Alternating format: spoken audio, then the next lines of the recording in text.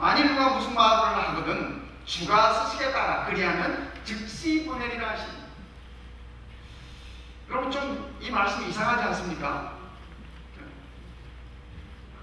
저는 이 말씀을 읽으면서 의구심이 생깁니다. 예수님께서 거기 나귀가 있는 걸 어떻게 하셨을까?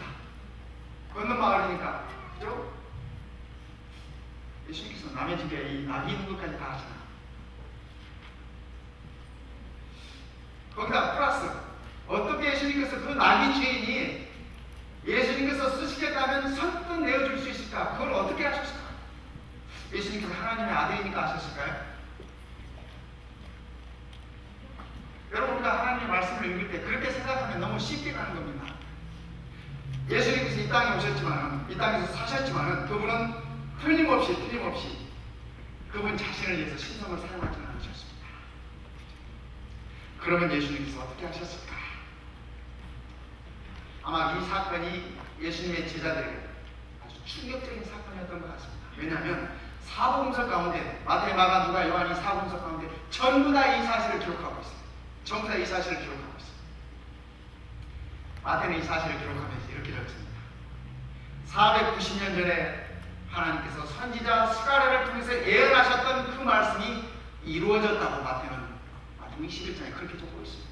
그 사건을 보면서 마태는 490년 전에 선지자 스가랴가 예언한 것을 그 말씀을 기억한 것입니다. 그러면서 우리의 왕 메시아가 새끼 나귀를 타고 예루살렘에 입성하실 것이라고 하는 그 사실을 마태는 메시아의 측면에서 그걸 보면서 기록을 한 것입니다.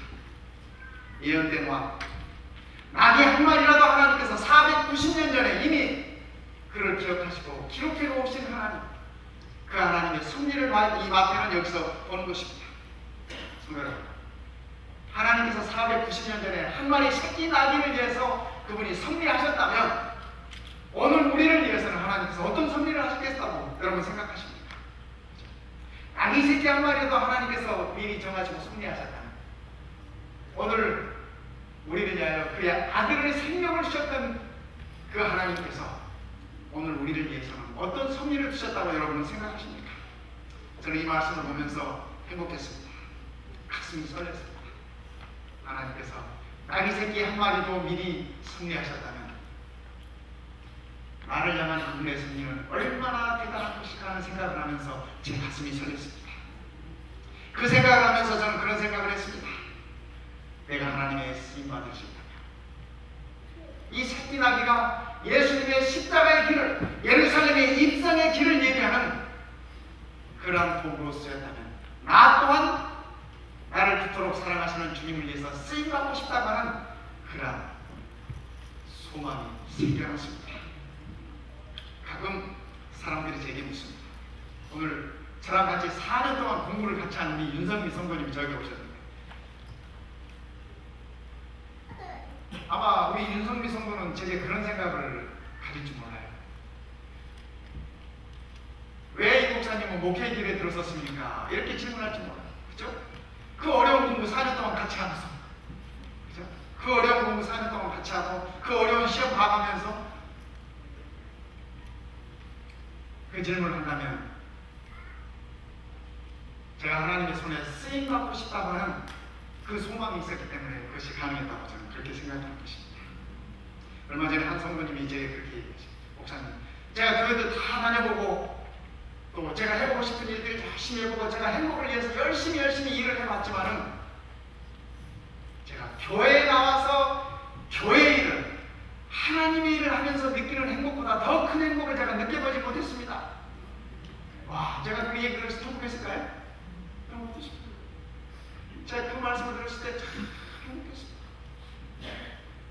오늘 우리 모든 성도님들의 가슴 속에 이런 행복감이 충만하시길 바랍니다.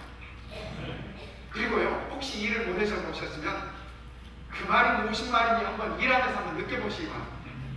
느껴보시기.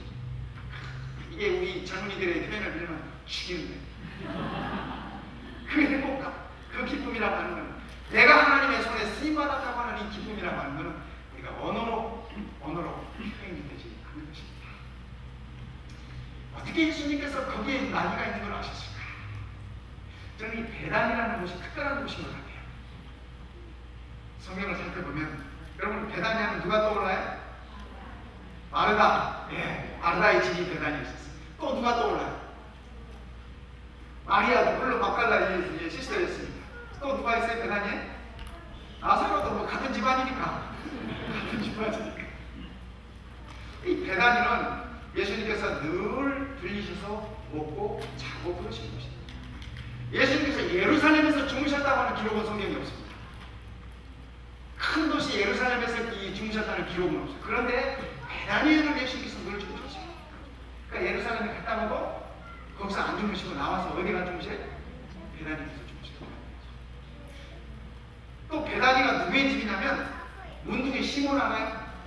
그죠? 문둥이 시몬의 집이 배단위에 있었어요. 예수님께서 그 잔치 갔지 않습니까? 그 잔치 때 마리아가 뭐 했어요? 옥합을 깨뜨렸어요. 옥합을 깨뜨렸어요. 그것이 바로 배단위입니다. 배단. 그런데 이 배단위가 우리 예수님께 특별한 곳이다라고 하는 결론을 제게 내리게 해준 결정적인 성경 말씀 하나 있습니다. 마가복음 제일 마지막 절에 있는 말씀입니다. 우리 한번 보실까요? 누가복음 마지막 장.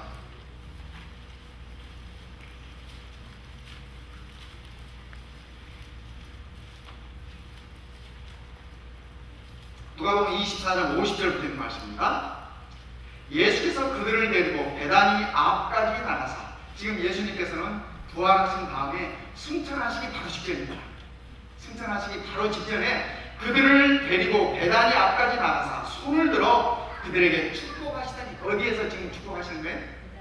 베다니에서.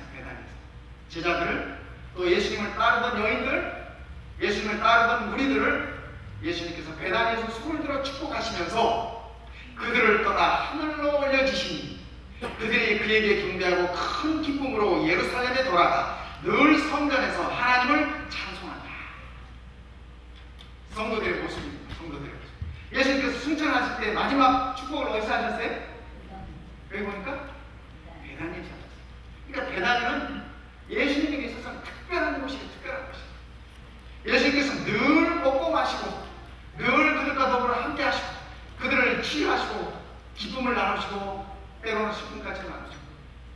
성도 여러분, 우리 교회도 배단위가 있습니까? 배단위가 있어요 없어요? 몰라요? 제가 오늘 우리 교회에 있는 배단위 가르쳐드립니다.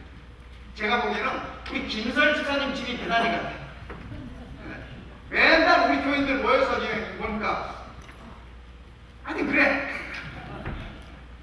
우리의 자녀들 맨날 모여서 거기서 먹고 마시고 놀고 그러십니다. 또 우리 박유숙 집사님 집도 배단위 같아. 제가 보니까 맨날 교인들 거기 들어가서 북적거리고 그러죠? 뭐 뿐만입니까? 또 우리 조성식 목사님 집도 배단위 같아. 맨날 우리 이 서사모 우리 청년들 불러다 붙죠. 우리 장순 사모님 집도 배단위 같아. 맨날 우리 청년들 거기서 붙잡아요. 우리 교회 배단위들이 참. 예수님께서도 이 배단위는 특별한 곳이었습니다. 그래서 누구 집에 나이가 있고 누구 집에 뭐가 있고, 여러분들 성도들 집에 이제 가다 보면 그 집에 숟갈이 어떻게 생겼는지 다 아시잖아요. 예수님께서 배단위를 익히 잘 하셨습니다. 이 나귀 주인이 누군지도 예수님이 잘 하셨어요. 그 주인하고 예수님께서 같이 이렇게 서로 교제가 있었나요? 있었어요. 그 교제가 없었다면 어떻게 제자들이 가서 나귀 풀어올 때 주인이 왜 내 나귀 풀어갑니까? 제자들이 뭐라고 해요? 제자들이 뭐라고 했습니까? 주께서 쓰신다. 그러니까 즉시 내줬어요. 즉시 선뜻 내줬습니다. 여러분, 그 당시에 새끼 나귀 한 마리면 요즘 같은 황소 한 마리입니다. 우리 같은 황소 한 마리.